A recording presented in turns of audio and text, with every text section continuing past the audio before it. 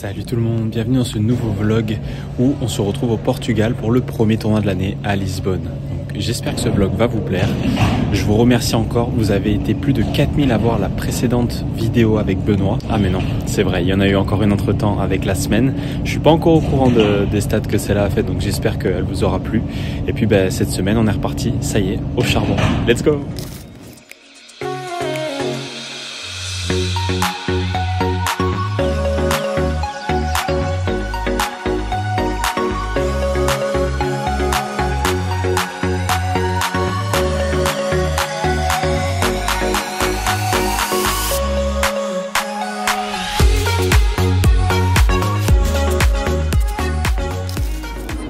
Bon, après l'entraînement avec Ricardas, j'ai décidé d'aller faire un petit peu de tourisme. Ça valait vraiment le coup.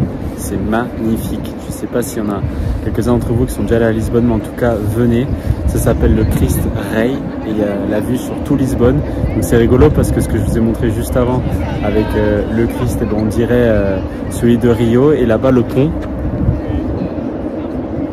On dirait celui de San Francisco. Donc ça me fait sourire, mais c'est vraiment magnifique. En plus, on a un beau coucher de soleil juste là-bas. Ça valait vraiment le coup. Voilà, donc je vous retrouverai tout à l'heure pour vous annoncer contre qui je jouais et puis contre qui je vais jouer, pardon. Et puis après, on va gentiment aller dîner, se coucher. Et puis demain, ce sera le premier match de l'année. Let's go! Bon, ça y est, c'est officiellement la reprise. J'ai fait une super nuit. J'ai dormi presque 9 heures. Donc, au moins, aujourd'hui, je devrais être en forme. En tout cas, je l'espère. Je suis très content de revenir à la compétition. Et j'espère faire un bon match. Je vais vous le faire suivre. Hier, avec Berankis à l'entraînement, ça s'est plutôt bien passé. Après, on sait jamais vraiment trop comment le match va se dérouler, comment l'autre joue. D'ailleurs, je joue un Indien que je ne connais pas. Je l'ai vu parfois sur le circuit, mais je connais pas du tout son jeu, donc ça va être une vraie découverte. Ce sera la première fois qu'on se joue. Donc je vais faire le maximum et puis j'espère vous retrouver tout à l'heure avec la victoire. On va tout donner. Let's go!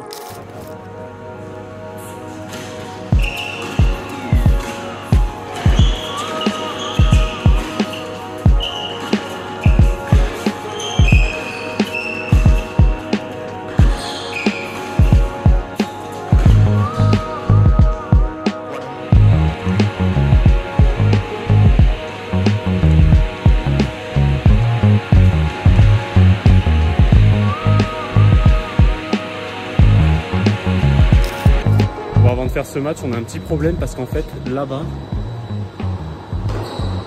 le court il est trempé, c'est les aléas du circuit. Il a beaucoup plu cette nuit et en fait, j'ai l'impression que le toit il n'a pas trop tenu, donc il y a beaucoup d'eau. On ne sait pas trop si ça va être retardé, mais ça fait partie des choses qui peuvent arriver sur le circuit malheureusement.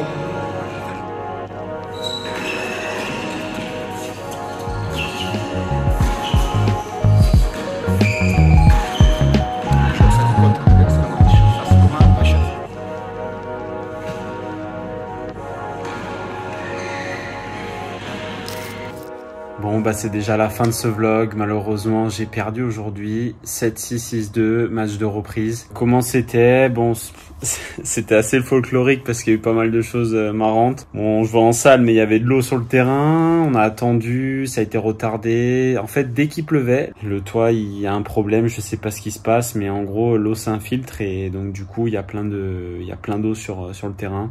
Bon après... c'est comme ça fait partie du jeu, mais bon, c'est vrai que c'était frustrant. On a dû s'arrêter une ou deux fois pendant le match.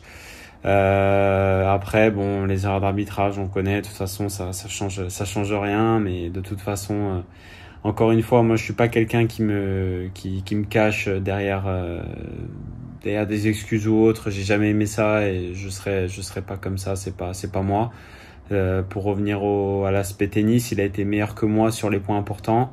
Au premier, ça se joue à pas grand chose, mais encore une fois, ces petits points qui font la différence à 30A ou à 5 partout dans le tie-break où je fais un très mauvais point et lui, en fait, il s'engouffre. Et après, au deuxième, moi, j'ai vraiment baissé et lui, il a mieux joué. Donc, non, il mérite sa victoire sur l'ensemble du match. J'ai pas fait un mauvais match, hein. C'était, pour un match de reprise, c'était pas si mal, mais il faudra évidemment faire mieux. Et puis, on va repartir au boulot. Demain, retour à Marseille pour une nouvelle semaine d'entraînement. Et puis la semaine d'après, du coup, on va partir en Tunisie, à Monastir, où on sera accompagné d'un kiné. Voilà, kiné et aussi préparateur physique, Paul, qu'on découvrira dans les prochaines vidéos.